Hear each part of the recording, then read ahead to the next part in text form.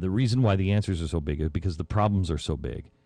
But we have seen these problems come, and you have an opportunity now, and I'm going to point these out along the way. You have an opportunity to make sure that you cement your credibility with your friends. Remember, I said, don't take my word for it. Do your own homework. And I've also said, don't quote me. Be your own source. Don't quote me. Find out what's true on your own. Well, if you said, because we played all the audio for you of them saying that the health care bill, it's just a stepping stone, it's gonna move into something bigger, it's all about structure. I told you all of those things. They said it was conspiracy, blah, blah, blah. I said, just listen to their own words, tell your friends. You have the opportunity now to show that what you told your friends was true. Let's go to the videotape. This is Barack Obama on Jon Stewart yesterday, and Stewart was giving him kind of, he was giving him some flack. Giving him the raspberries? He was giving him some flack because he was saying that the health care bill was kind of timid, didn't go far enough, didn't go as far as he sort of promised during the campaign. And in the course of defending it all, here's what President Obama said. Look, when Social Security was passed, it applied to widows and orphans, and it was a very restricted program. And over time, that structure that was built ended up developing into the most important social safety net that we have in our country. The same is true on every piece of progressive legislation, every bit of progress that we've made. When the Civil Rights Act passed, there were still a bunch of folks down south who couldn't vote.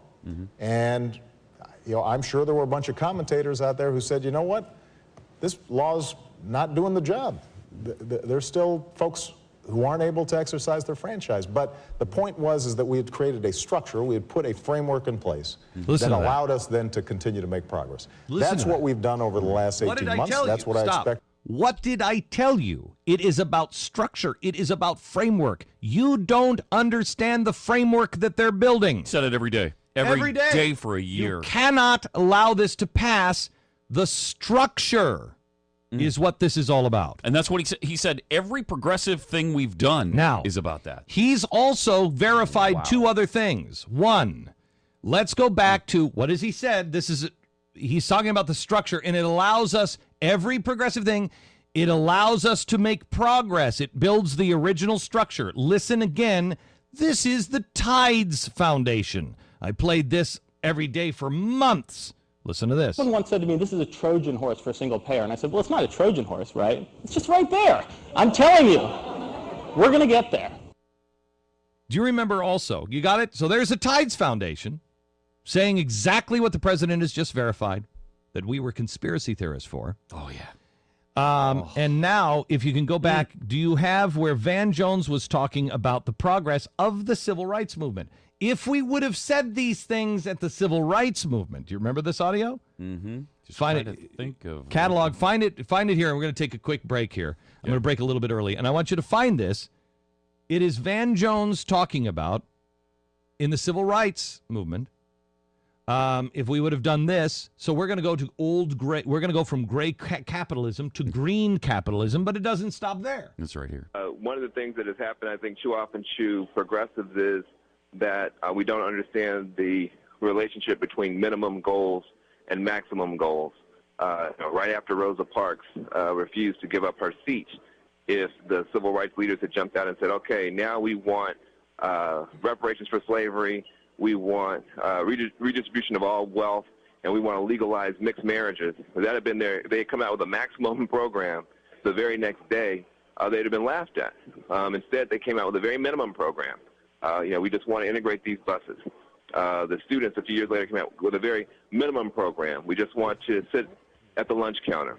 But inside that minimum demand was a very radical kernel that eventually meant that from 1954 to 1968, complete revolution was on the table. Okay, stop. Listen to his words.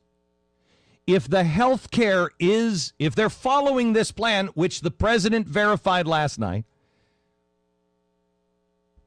if health care was the minimum demand, and inside is the radical kernel that has revolution on the table. Where are we progressing to? This is why the Tide Foundation, this is why George Soros and this administration want to shut me up. Because everything, I'm telling you, I can think like these people. And why can I think like these people? Because I think out of the box. I have been telling you for a while, you must not think in the regular way. They're counting on you. Thinking like a politician or like a typical American. You must think out of the box. I can see these people coming a mile away. A mile away. They are revolutionaries. They think out of the box, and they're counting on you, dismissing it. And that's why they have to shut me up. They have to.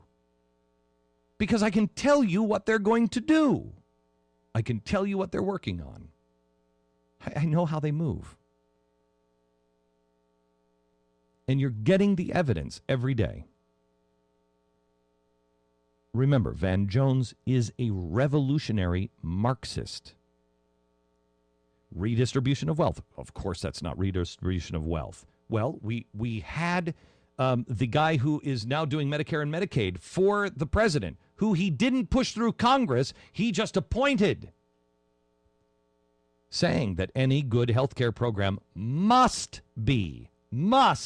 twice he said it, be about redistribution of wealth. And that any health care funding plan that is just, equitable, civilized, and humane must redistribute wealth from the richer among us to the poor and the less fortunate. So what is the radical kernel? I have told you, and I've never told you what exactly it was, and nor will I today, but I will tell you that these people have been planning this for a very, very long time, and there are pieces of radical kernels that I don't know what it all fits to. I don't know. I don't know how they're planning all of this. But there are radical kernels in several bills that were passed during the Bush administration. And I went back and looked at the record. They all said it was meaningless. Oh, it's meaningless. Why is that in there? It bothers me. Why is that in there? That has nothing. There's nothing that connects to nothing. That's why it passed, because it connects to nothing. Oh, wait a minute, but there's this piece over here that was passed a year before, and this piece that's passed 3 years later. What are they assembling? What is the structure that they are building? I beg you, America, to get down on your knees and pray. Pray. Please, pray. I beg you to know what the truth is and what you truly believe in. I beg you to be peaceful. I don't care if they are hitting you. I don't care if they are beating you and sicking dogs onto you.